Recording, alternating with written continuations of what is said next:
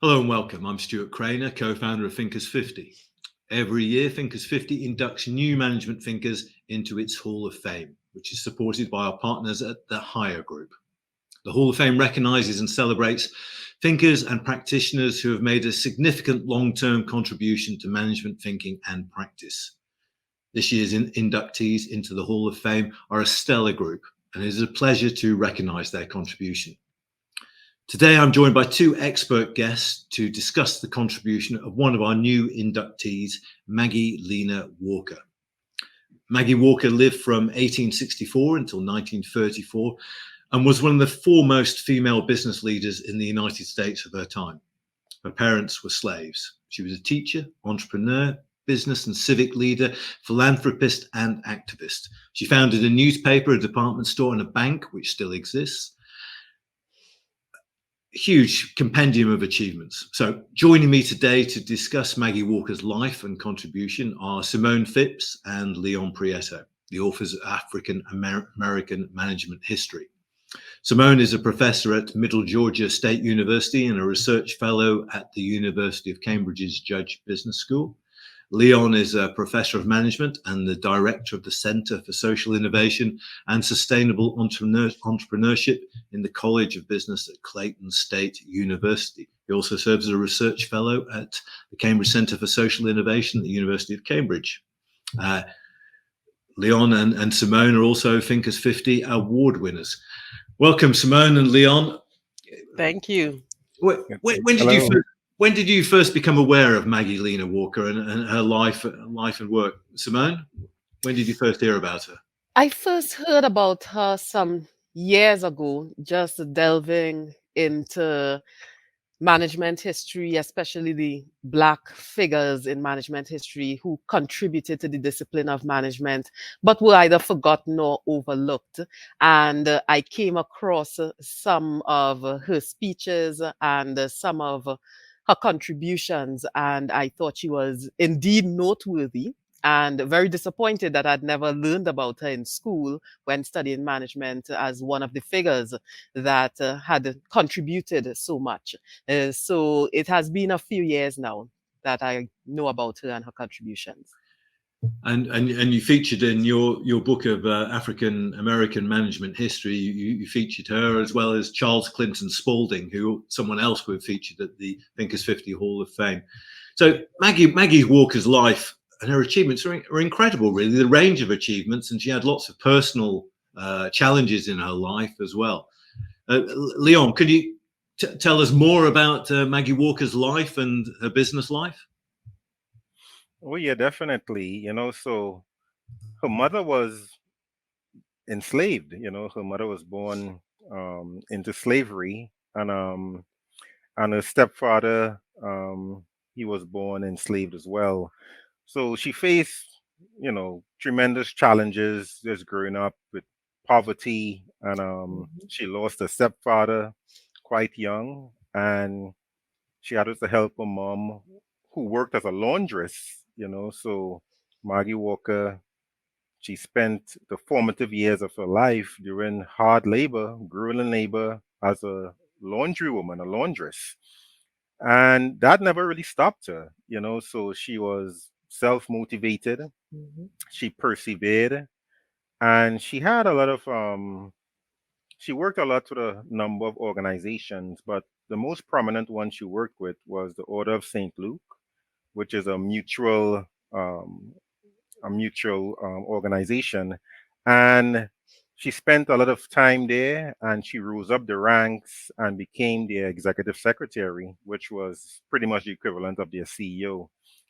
And she found ways to really diversify the revenue streams with the Order of St. Luke. And she decided, you know what? We need to open a bank. And so she received the support of the other members of the Order of St. Luke. So she opened the St. Luke Penny Savings Bank. And the rest is history. So she became the first Black woman who chartered a bank and became the president of that bank, and one of the very first women in the United States and also in the world, actually. to charter and become president of a bank. And she really focused on this to promote economic development among the African American community and also to help people save their money so they could purchase homes and live a better life. Yes, that home ownership aspect is very important. That bank served as an opportunity for the African American community to be able to own their own home, which was a feat that a number of them did not accomplish before. And so home ownership increased tremendously because of the penny savings bank. There's a good quote from Maggie Walker. I was not born with a silver spoon in my mouth, but a laundry basket practically on my head. Hmm. Which Very accurate. sums up her start in life. Mhm. It strikes me that she was part of a kind of Victorian tradition of business people, and that where their starting point was doing good in society. And she's part of that. It seems to me she's part of that tradition. That's right. She cared very much about, as Leon mentioned, economic and social development, but especially for the Black community and especially for Black women. She had a special place in her heart for Black women because she really thought that, yes, Black people in general were oppressed, but Black women were really oppressed. And so she garnered, she tried to raise a lot of attention and try to help Black women as much as she could. So, for example, in one of her speeches, she mentioned that, and I'm going to paraphrase here, that women shouldn't be circumscribed to the hearth or the broom or the wash tub or the cooking stove any much more than a man should have to be a grocer or a banker or a printer or a professional man. Let adaptability and ability decide, because that is what makes more sense and that's what's more practical and that's what's more fair. And so she wanted women to have more opportunities, which is why she also had other initiatives. In addition to the penny savings bank, she also had the Emporium, which was also under St. Luke Mutual Aid Society, the Order of St. Luke. So the Emporium was a department store, and it provided not only quality goods and services for the community at an affordable price, but it also provided opportunities for Black women to have jobs that they would not have had if they didn't have that place of work, because usually Black women were relegated to the more marginalized jobs, to be washerwomen and cooks, etc. And so they didn't have that opportunity to work for other organizations. So the St. Luke Emporium helped with giving opportunities, and of course the bank helped giving women more opportunities as well. Definitely. Yeah, it seems to me she was kind of a model of kind of a CEO as activist, which I agree. Which doesn't really happen now, does it? Yeah, and there's some important lessons to learn from that, So, many companies, they have CSR programs, corporate social responsibility programs. And some of them, to be honest with you, they're simply window dressing. So she laid out a template for corporate social justice long before that term even existed. So she is really a blueprint for companies today to really follow in order for them to outline their organization's authentic commitment to addressing systemic inequalities and injustices. And many companies today can really learn from what she did and really adopt a corporate social justice strategy that is meaningful, especially now more than ever. Because here in the United States, there's still a number of challenges, and in many parts of the world as well, that could really benefit from the knowledge from Maggie Lena Walker and what she did as it relates to corporate social justice. Yeah, not only in the States, as you say, Leon. There's a nice quote from her. I saw somewhere that no person is your friend who demands your silence or denies your right to grow, which has a ring of Martin Luther King or Barack Obama when he's at his best. Really, really nice. Obviously, wonderful sentiments, but beautifully expressed as well. Definitely. And she was certainly very articulate, a great orator. And she gave incredible speeches, not only informative, but very inspirational. That you can feel that motivation, when you listen to that speech, even now reading it. So I could just imagine people listening to her speak back then, how much they would be inspired and want to work towards her mission and her vision for the betterment of the Black community. In fact, there was a man back in her time who was so impressed with her that he said that she almost made him wish that he were a woman. Yes. Extreme praise. We probably need pause to digest that. And she was undaunted by personal tragedy. I mean, there was a terrible tragedy in her life that her son killed his father, Yes. her husband, because they were looking for a burglar in the house, and the son mistook his father for the burglar and killed him. And the son died a few years later after years of depression and alcoholism, obviously traumatized by the experience. But she was completely undaunted by her early life and the terrible thing and other misadventures in life.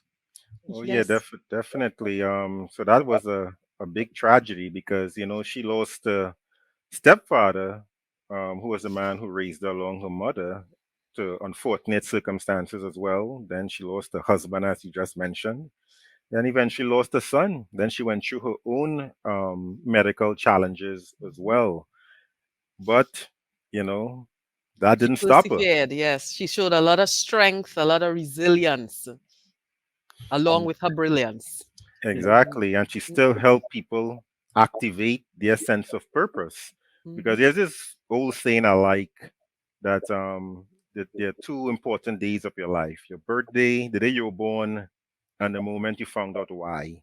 And I think she spent a lot of time helping people find out what's the reason for their existence. So I felt as if she helped activate their purpose, and she really did a really good job articulating that, and she put her money where her mouth was, so she really played a tremendous role in activating the purpose of a number of women and also men throughout the Black community.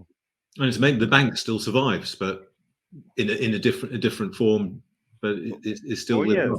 Oh yes, the bank is still here. It consolidated with a number of banks, and today it's known as Consolidated Bank and Trust. So it's still in existence today. So her legacy Lives persists. on. It's interesting. I mean, I think your work, African American management history, when you meet managers and business leaders, are they open to learning from figures like Maggie Lena Walker from the past? I think so because their story transcends race. It transcends some of the superficial differences that we tend to focus on too much in this world. At the end of the day, it's a powerful story. It's a story of resilience. It's a story of an underdog. And growing up, I always loved a good underdog story. I loved reading about David Copperfield. Let's face it, I'm a black guy from Trinidad. Why should I care about David Copperfield and the works of Charles Dickens? But it's a story that resonates with us all, regardless of tribe or affiliation. It's a story of working through the odds and making it in this world. And I believe we all can learn from stories such as Maggie Lena Walker's or any other executive who faced hard knocks in life. I like what Leon just said about overcoming odds and making it in this world. And I would like to add, and then helping others along the way, because that's what Maggie Lena Walker did. She showed that strength despite all her challenges, and she persevered so that she could be successful. But she also wanted everyone else to be successful as well. It wasn't about her own self interest. She wanted everyone to be successful. She showed that collective spirit. She showed that she actually cared about others and not just herself. And I think that's important today for people in organizations to also care about their employees, if they are organizational leaders, to care about their employees, to care about their customers, to care about the communities that they're going to have to interact with, to make sure that everyone is okay and not just themselves. Brilliant summary, Simone. We would encourage people to check out Maggie Lena Walker's life and work. Just Google it, and you'll learn a lot about a hugely impressive woman. Check out Leon and Simone's book, African American Management History, where you learn about many other similar inspiring characters. Also, check out, as Leon suggests, the work of Charles Dickens. I may be a Brit, but Charles Dickens is global and universal. But these are hugely powerful stories, and as Simone put it brilliantly at the end, they are really relevant to today's business issues and challenges. So Maggie Lena Walker is a great addition to the Thinkers50 Hall of Fame. Thank you, Simone and Leon, for making sense of her career and introducing her to a new audience. Thank you. Thank you for the opportunity.